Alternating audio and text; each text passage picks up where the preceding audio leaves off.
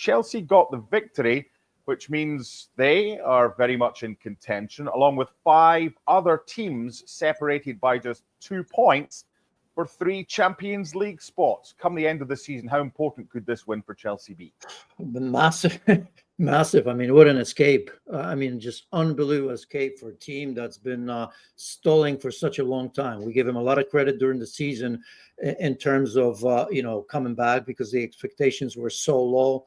But I tell you what, I was wondering when Fulham were ahead, and I think we're playing Chelsea off the pitch in the first half at least. I was starting to wonder about this progress that we've talked about from Chelsea a little bit because, we were talking about Cole Palmer, Nicholas Jackson, who haven't scored forever. Pedro Neto scored a wonderful goal, but he's had a dry spell for such a long time as well. I mean, add to it the loss to Legia Warsaw the other day at home. That wasn't all pretty. Even the 3-0 away in Warsaw wasn't all that good. So I started to wonder. And given the fact that Villa is playing incredibly well, Newcastle playing incredibly well, we were looking at Chelsea at a seventh place when they were losing to Fulham. So look, this is an incredible escape from them. A massive 3 points, but many question marks remain. Well, as Janusz said, Elemi, we're at the stage of the season whereby, they might have got fortunate. Yeah, it might have been a bit of an escape act. However, there's no diagrams on a scorecard, and you'd rather play like that if you're Chelsea and get 3 points and be right back in the hunt than play well and get done by a sucker punch. So it's all about 3 points at this stage of the season. It's not really about how you play if you get those 3 points. Yeah, absolutely. We're now at the stage, and as Janusz perfectly said it, we're at the stage now where really not playing, to the aesthetic eye is really not as important as really getting those 3 points because, again, as Janusz said, we have now a narrative here where 3rd, Newcastle, all the way to 7th now, which is Villa, it's only a 2-point differential.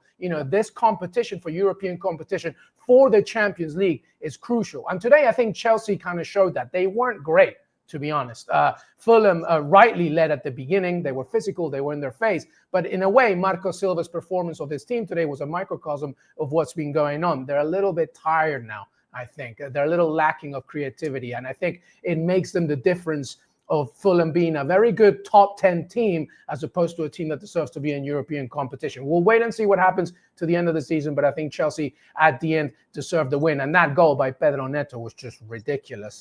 Don't ever allow him to have any kind of space with his left foot inside the box, as he's just going to punish you. Yeah, it came out just as quick as it went in. Janusz, you alluded to it in your first answer about Chelsea. They weren't quite falling off a cliff, but you mentioned the result in midweek, albeit they got through. And a lot of people were thinking, okay, they peaked, and now they're on the way down the other side. How much momentum do they have with what they've done in recent weeks that would allow them to be one of the favourites to finish top 5 and get a Champions League spot?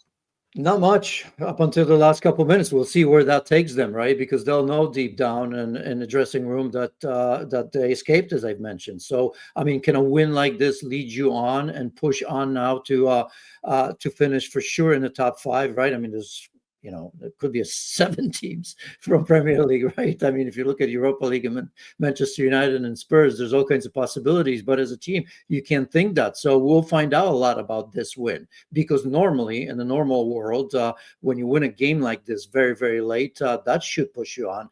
With Chelsea, I'm not so sure because nobody playing anywhere near their best, right? I mean, we've mentioned already Cole Palmer. He's very young.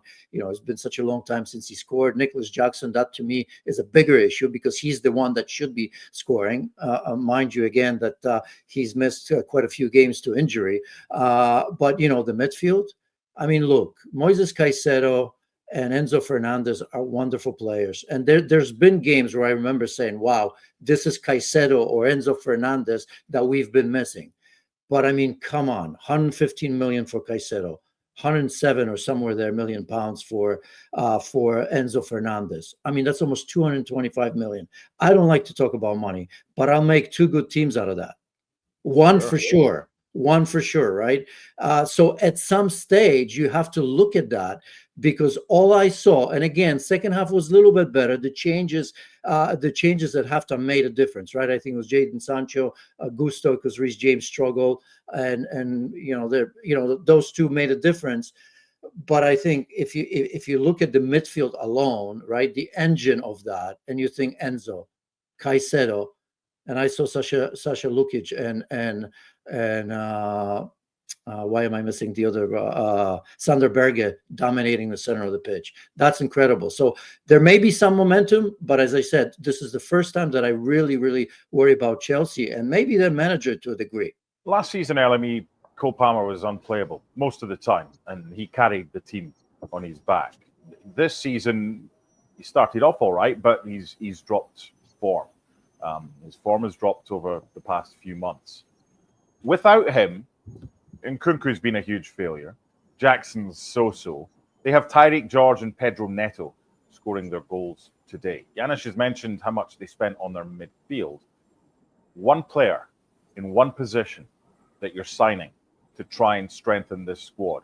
Not the name of the player, but the position for next season. Where do they need? Well, that's a good question, because I was actually going to talk about Romeo Lavia, who now that he's back, I think, being fully fit, because, when Janusz is talking about Moises Caicedo, which, by the way, reports are that he might be interested in a big Saudi Arabian move. I would never take that away from somebody like Caicedo, maybe. And obviously Enzo, Fernandez being a World Cup champion and how talented they are. But they've always needed, I feel, Chelsea, especially in transition, somebody that's just in the middle, from a very consistent, calm situation, just moving the chains and controlling everything. And that's Lavia. And I think that him being away from so much action has been a problem for Chelsea. So I think, with him being back, pre-season in the summer, fully healthy for next year, can help them. But I would Who's scoring the goals, LME? Who's scoring these goals? That's where I was going.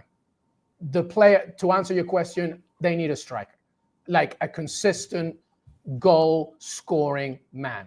As Janusz said, Jackson is talented, but he's inconsistent. Cole Palmer, he's 22 years old and he's still trying to find his way, but he's not a number 9. He's somebody that can maybe, from a fluid perspective, give you a lot, but they need somebody when they're struggling to just get you a goal. And I think they need to go out there, as if they don't have enough on their squad, to get you a number 9 and get somebody that can get you consistent. And by the way, I'm not necessarily talking about a star striker. Like, I'm talking about somebody that's consistent, that's maybe hungry, willing, and hopefully for them that can maybe happen, because that's the difference between a Chelsea side that is pushing, trying to win the Conference League, trying to win Champions League, and maybe go back to the contention of being, okay, we can be a top 4 team. They need a number 9.